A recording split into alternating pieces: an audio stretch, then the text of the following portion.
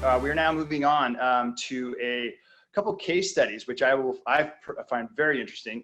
It's a situation where technology, money, and opportunity come together to actually make something happen in the early stage water technology evolution. So with that, I would like to introduce Kelly Trott, not Tom Ferguson. Thank you, Kelly, for stepping in for Tom. Pleasure to meet you here. Kelly she leads the Imagine H2O's, I'm going to read this, Urban Water Challenge, as well as the organization's deployment for impact programming. Kelly came to Imagine H2O with a background in investment banking, impact investing, and grant making. With that, Kelly, I will turn it over to you. Great. Thanks so much, Scott. Sorry to disappoint. I know that Tom is always fun to listen to on these conferences, but I will try my best to sub in for Tom today. It was so fun to hear June and James talk earlier, and thanks so much for having us on for this important topic, water resiliency. My name is Kelly Trott. I run our deployment and impact programming at Imagine H2O. I think that we had a few slides available to go along, but for those, sorry, 1 second. For those who don't know much about Imagine H2O, I wanted to give a little bit of a background. Hold on 1 second on the slides. Do we have those available? Next slide, I guess is what I'm supposed to say. Oh, can we start the slides from the beginning? Yeah, almost there. Well, to give you some background as we get there, Imagine H2O is a 501c3 nonprofit, and our mission is to empower people to develop and deploy innovation to solve water challenges globally. We've been at this a long time, 11 years now. We've worked with over 150 different startups and we have awarded over $1 million in deployment funding. We do this through 3 different programs. We have a flagship remote accelerator that you might know about.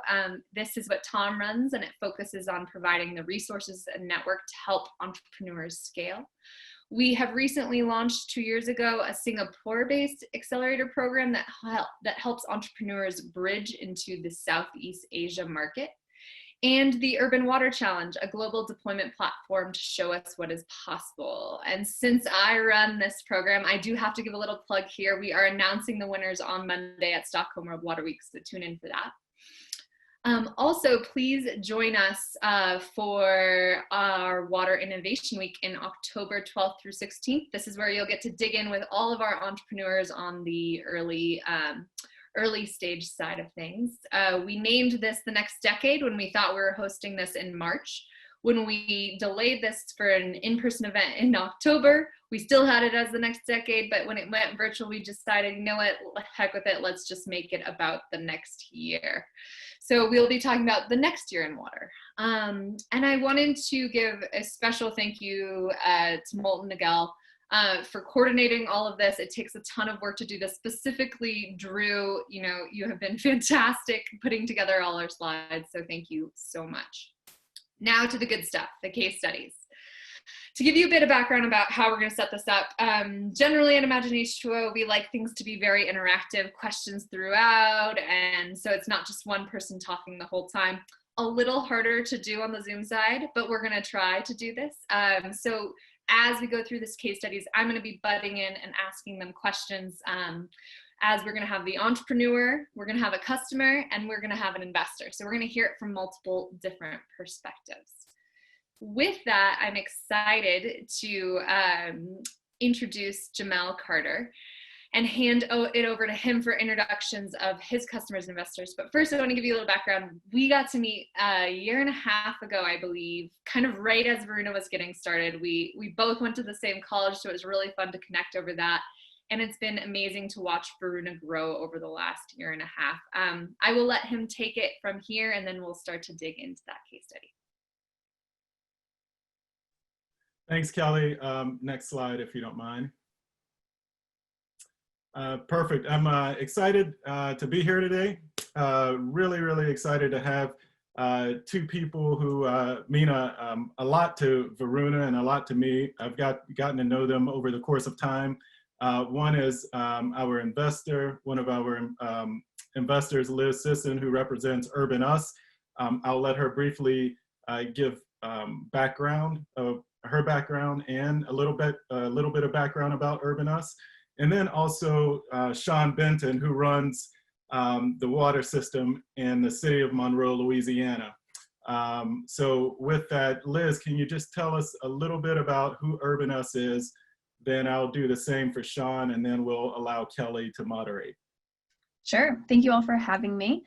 Urban Us is a venture platform, and we invest in the future of cities. So we've been around since about 2013, investing in startups that are solving problems that arise from climate change and density. So we focus on verticals such as food, water, waste, energy, transportation, built environment, et cetera, et cetera. We run a startup accelerator with BMW Mini called Urban X, and we invest in the same urban verticals that I just listed. And Varuna was in our program a couple of years ago at this point. And we are, as a little plug, we're currently accepting applications for our next cohort. So check it out, urbanx.com. And currently Urban Us has over 70 portfolio companies, and we are currently raising our third fund and also a credit fund. Awesome. Thanks, Liz. Sean, can you give us a little bit of background, your background, and then a little bit about City of Monroe? Are you on mute, Sean? Let me see. Uh-oh, I can't hear you. I think you're on mute, Sean. Can you mute? There we go. You hear me? I can hear you. Okay, how you doing? Good morning, everyone. My bad. Good afternoon, everyone here. All right. My name is Sean Benton. I'm the water system manager for the city of Monroe, Louisiana. Monroe, Louisiana is actually North Louisiana. We're about an hour and a half from the Texas border, and we're about an hour from the Mississippi border, and about an hour from the Arkansas border. So we're directly up north. Like I said, I manage the water system for a population of 55,000 people. We have 24,000 connections, and we actually serve water outside the city of Monroe to another 40,000 customers also. I've been in the industry myself about 23 years and counting. Started early in the industry around 17 years old. And so water is my life, and that's what we do. Awesome, thank you. Kelly, I'll let you moderate. Next slide, please. Yes, next slide. I think I might stick with Sean for 1 second here. Can you give us a little bit more background about Monroe? Kind of how big is it? Like you gave us geography, and kind of tell us a little bit more. Okay, well, you know, I definitely like to brag on our city. It's a tad overall. Like I said, mentioned Monroe is North Louisiana. We're the birthplace and home of Delta Airlines. We started in Monroe, Louisiana. Also, we are the first location in the area that started bottling Coca-Cola. Another tidbit. Like I said, right now we have currently about 700 miles of distribution pipes through the system itself. As I mentioned earlier, even though our population is 55,000, but we do serve water to around close to 100,000 people total, because we do have a bunch of bulk water buyers itself. You know, like I said, we just we're in a great position itself, and Monroe is a growing city itself. That's perfect. Thank you. And Jamal, what does Varuna do? What is your solution? Yeah, thanks for asking. So we like to say Varuna provides visibility, awareness, and insights to water utilities, and specifically throughout their distribution system relative to things like chlorine residuals and pH, and turbidity.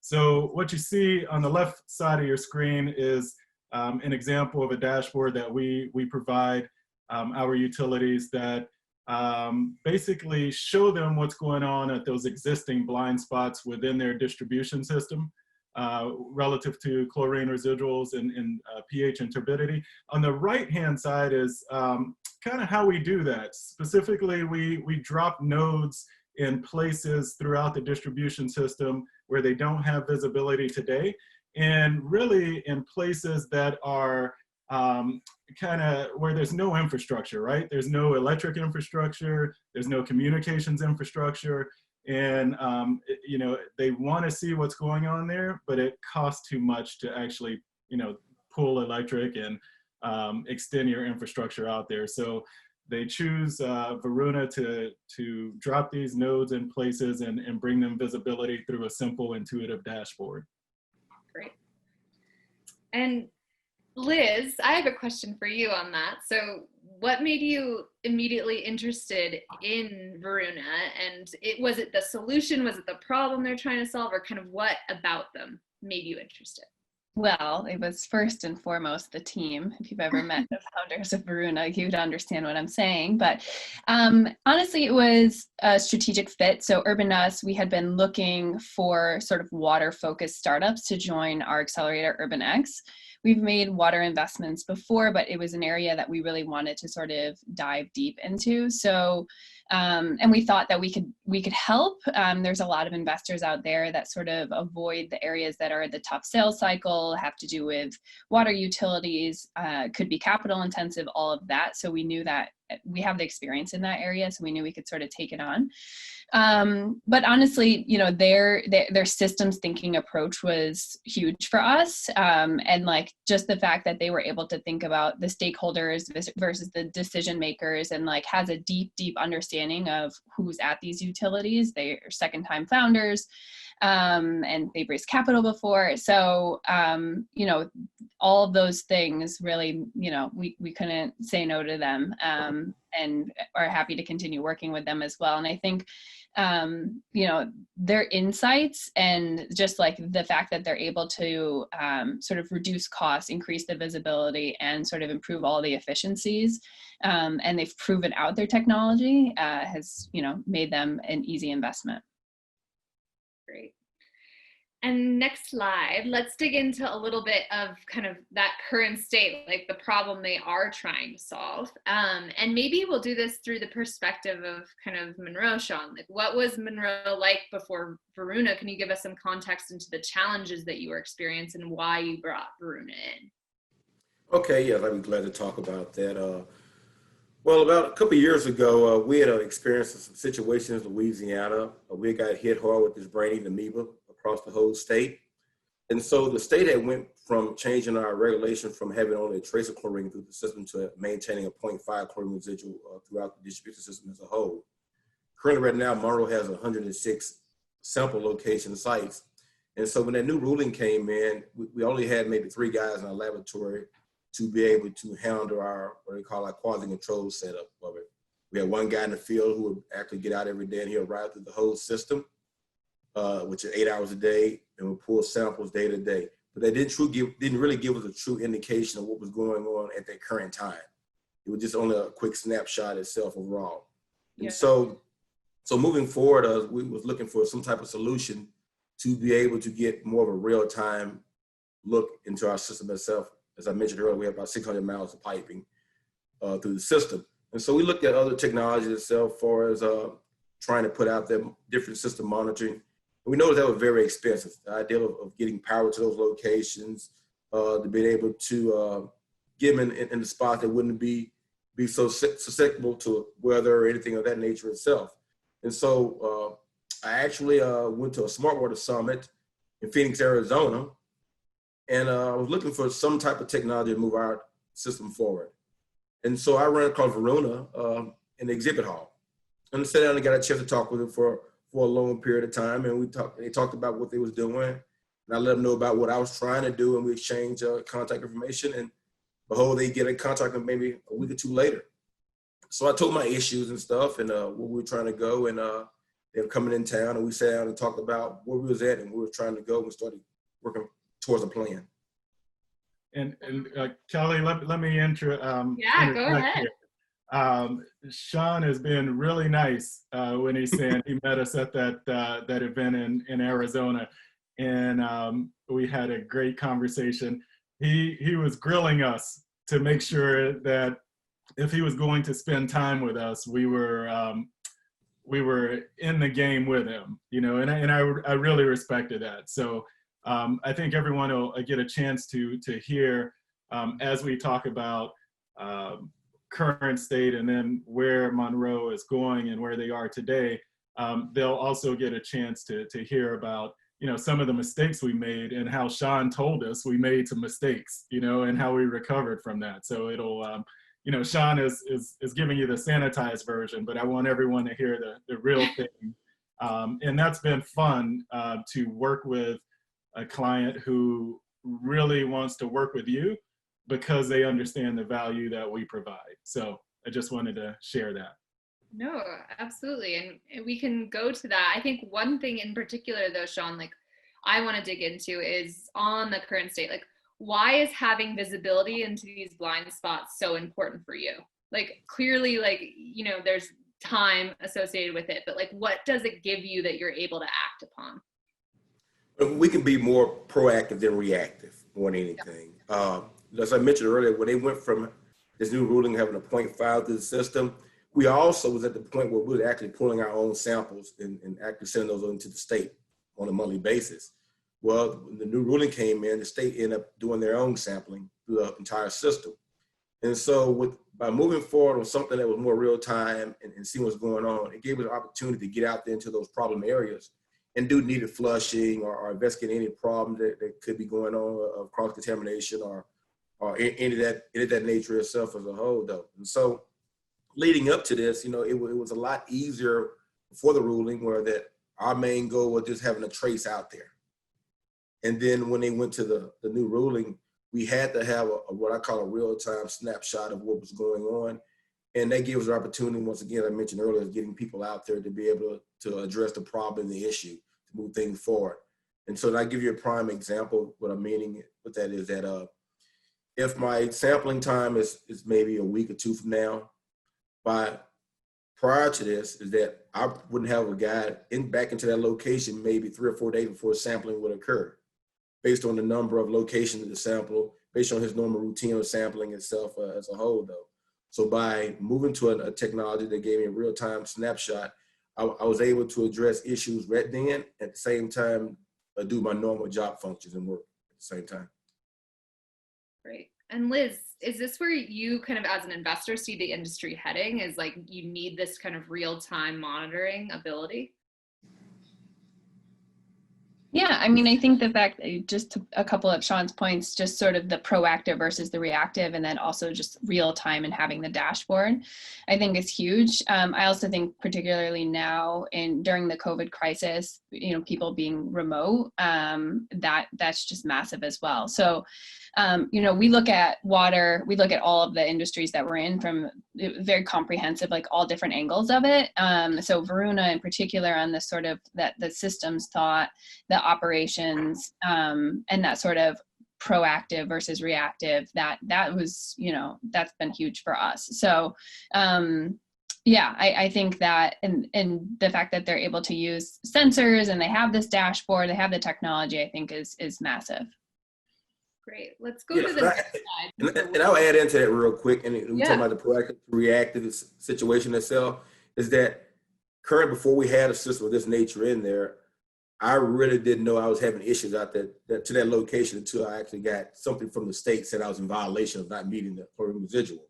So by having that, once again, allowed me to get out there a lot earlier. I didn't have to find out from the state by a violation that I didn't meet the criteria of the quality. Great. So next slide, since we're already kind of talking about the with Varuna situation and the benefits, Jamil, do you want to describe a little bit of about what you put in and kind of what was the deployment that you worked on with Sean? Yeah. And this is where, I'll start with the mistake we made. So we came out and we were working with Sean. We started to basically put in a device that would send us data. So not necessarily reading or taking samples from the water. And when we put that device in, we started stripping a signal off of his existing SCADA. And Sean was, he was polite in saying, take that off. And, but then he shared more nuances about what he was experiencing. So we came back, and that's when we came back with more of a total solution, where we then implemented the node that you saw earlier, And that node consists of, sensors in the bottom wet box, a communications device in the dry box, along with some rechargeable batteries, and then a way to keep it powered, which is why we use solar. We can plug into regular power if you have it somewhere, but typically where we're implementing, there's no power, no electricity. So we take that data, it comes back to our cloud, and then we show you something that you see on your left, like this dashboard you see at your left, on your left. And you can see there's a dot there, and that's a blinking node. If this were a live dashboard, you would see it blinking. In the middle are residuals that we show every hour, even though we pull them more often than that. And then you see some trending at the bottom, on the bottom of the dashboard. We've grayed out the right because that speaks to kind of where we're also going, other things that we're adding in, like Liz talked about, the systems thinking. We do realize that if chlorine residuals are low or high, it's not because that doesn't happen in isolation. There are other things that are impacting that. So in order to provide a systems view, we'll be bringing those other things in. But I digress. On the right-hand side, what you see is just how we view what we're doing, right? So we take a system, a distribution system in the blind spots that aren't talking to you today, and we allow them to talk to you. We allow you to see what's happening. It's that simple in terms of the first order problem that we're solving and the value we believe our customers are telling them we're providing for them. Got it. And Sean, did it work for you? Are you happy with the product? Yes, I am at this point. Yes, I am now. As Jamel mentioned earlier, I guess I was being kind of shy to a certain degree of really coming forward on how we started this process from the beginning. As he mentioned earlier, when they first came down, they came down with this little box with an antenna on it, and they plugged into our system. And my guys at the plant, operators mentioned, said, "But Sean, it's a 3-digit number now. We're only getting 2 digits now. What's going on?" I said, "I don't know. Let's unplug it and see." And so they unplugged it, and the digits came back up. And I said, "Jamel, we can't go down this road like this." I mean, because the funny thing about it was that we look at technology, and I was just starting to embrace this Internet of Things as we move forward on developing our whole total system. I'm imagining this elaborate setup in my head. And when we went to that direction, I'm like, okay, this is not what I'm anticipating. I said, but I think y'all on to something. Let's sit down for a minute, go to another location and talk about what we're really doing, what we're trying to accomplish, and how we're grabbing it, and see, can you make that solution fit for us right now? Well, they hopped the next flight out of Monroe, got in here, and I heard from back in about a week, and we did some more corresponding emails, and we talked it through. And they came back down within 3 or 4 weeks. They came back with something I thought I was going to see from the beginning, and it was unbelievable.